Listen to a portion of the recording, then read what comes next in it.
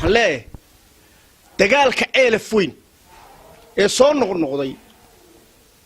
waxaan u maleynayaa marinkiisii wali inaan loo marin dhaqan baynu lahayn ku soo nabadiya caana maalay wax kastoo dhaca dhaqanka looga dambeyn jiray way arageedu leeyahay iyo maanta ku taqaluskeeda war arrinkan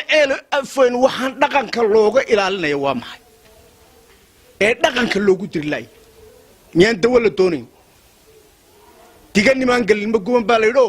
darhoor bay ka dhacday annaga dhaxdiin jaarkaygo kale ilaa iyo naga soo dareeriyay siyaasiyiintii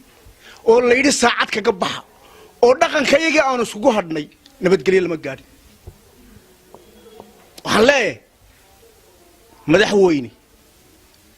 dhaqankii ha lagu celiyo arrinka hadaa dawo ka doonaysid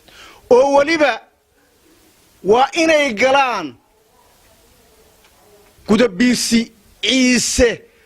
dhulbahante warsangeli iyo habar yoonis iyo muuse abakor ka noqon maayaan xidhan labadaba dabadaan uga saaray waxa ka noqonaya ciida gale iyo maxamed abakor waa inay xidhan ka noqdaan labadaas nin walba taaha gaaray muuse abakor iyo habar yoonis waan kula talinayaa sidaa yeel siyaasigan ka saar kii labaad bay dawladdu nadirtay in xashna dir afartan suldaan baan isugu tagnay saddex ishaan joognay